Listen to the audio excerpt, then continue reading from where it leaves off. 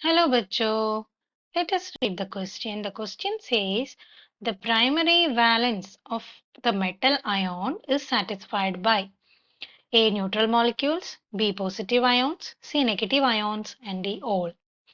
तो यहाँ पे चार ऑप्शंस दिया हुआ है. हमें पूछा गया है कि एक मेटल आयन का प्राइमरी वैलेंसी इन चारों में कौन सा वाला, मतलब तीनों में कौन सा वाला सेटिस्फाई कर रहा है, यही क्वेश्चन है. तो प्राइमरी वैलेंसी ये सब टर्म कहाँ से आ रहा है? वर्नेश कोऑर्डिनेशन थियरी से आ रहा है. तो हमारा की कॉन्सेप्ट क्या होगा? वर्नर्स कोऑर्डिनेशन थियरी, जो कि हमें पता होना चाहिए ये आंसर करने के लिए. ठीक है, वर्नर्स कोऑर्डिनेशन थियरी. ओके,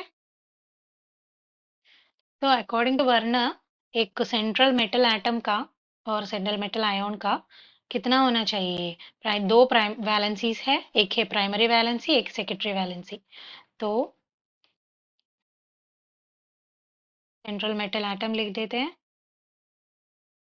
दो वैलेंसीज हैं, एक प्राइमरी वैलेंसी,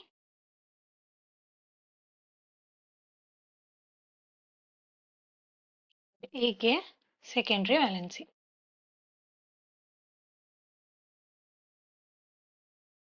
ओके, तो इन दोनों में क्या डिफरेंस है? Primary valency and secondary valency, ये किसके अकॉर्डिंग है? तो प्राइमरी वैलेंसी ये है according to oxidation state of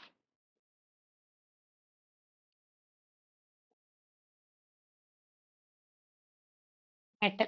oxidation state of metal के अकॉर्डिंग है. एंड सेकेंडरी वैलेंसी जो है वो कोऑर्डिनेशन नंबर. ठीक है, कोऑर्डिनेशन नंबर के ऊपर डिपेंड करेगा.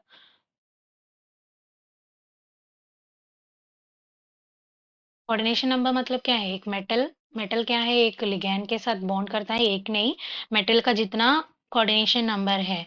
फॉर एग्जांपल अभी हम किसी एक कॉम्प्लेक्स मान लेते हैं कोबाल्ट का. तो कोबाल्ट का 6 कोऑर्डिनेशन नंबर है, तो 6 लिगैंड से बॉन्डेड होगा. ठीक है, right, they according to that. तो लिगैंड के पास जो भी इलेक्ट्रॉन होगा मेटल को देख के यहाँ पे बॉन्ड बनेगा. तो जो भी होगा, ये जो कॉम्प्लेक्स जो भी कोऑर्डिनेशन नंबर के अंदर जो भी लिगैंड्स और जो भी आएगा वो कोऑर्डिनेशन स्फीयर के अंदर ही आएगा. मतलब वो आयनाइज नहीं होगा. जो भी इसके अंदर जो भी आएगा वो आयनाइज नहीं होगा. ठीक है, तो जितना नंबर कोऑर्डिनेट बॉन्ड बना सकते हैं मेटल, उतना कोऑर्डिनेट बॉन्ड बनेगा, उतना ही कोऑर्डिनेशन नंबर, उतना नंबर लिगैंड के साथ बॉन्ड बनेगा. ठीक है, तो ये जो लिगैंड्स जो है वो पॉजिटिव हो सकता है, नेगेटिव हो सकता है, न्यूट्रल भी हो सकता है. ठीक है, तो लेकिन यहाँ पे ऑक्सीडेशन स्टेट ऑफ मेटल क्या है? हमें पता है कि मेटल क्या है, इलेक्ट्रोपॉजिटिव है हमेशा.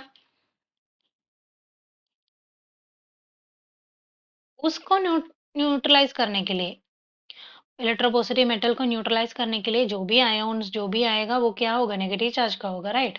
तो नेगेटिव आयोन्स होगा इसमें हमेशा. Always it will be, primary valence will be negative ions. Okay, so for example अगर मैं यहाँ पे कोबाल्ट के कॉम्प्लेक्स डाल देती हूँ. ठीक है, cobalt NH3 5 times Cl and Cl2 यहाँ पे लिख देते हैं. ठीक है, तो कोबाल्ट का 6 कोऑर्डिनेशन नंबर है यहाँ पे, एंड यहाँ पे क्या चार्ज होगा? 2 प्लस होगा, इसलिए ये 2 Cl माइनस आयोन बाहर है. ठीक है, इसको न्यूट्रलाइज करने के लिए, मतलब ये इसको बैलेंस करने के लिए 2 नेगेटिव चार्जेस यहाँ पे, 2 पॉजिटिव यहाँ पे, दोनों लेके बैलेंस हो जाएगा. तो oxidation state of metal ion negative ion से बैलेंस हो जाता है यहाँ पे. ठीक है, तो ये जो आयोन्स जो जो भी बाहर है इसको बोलते हैं काउंटर आयोन्स बोलते हैं. एंड ये जो हमेशा प्राइमरी वैलेंसी नेगेटिव आयोन्स के साथ ही बनता है. ठीक है, तो so the final answer is option C, negative ions. Hope you understood it well and best of luck.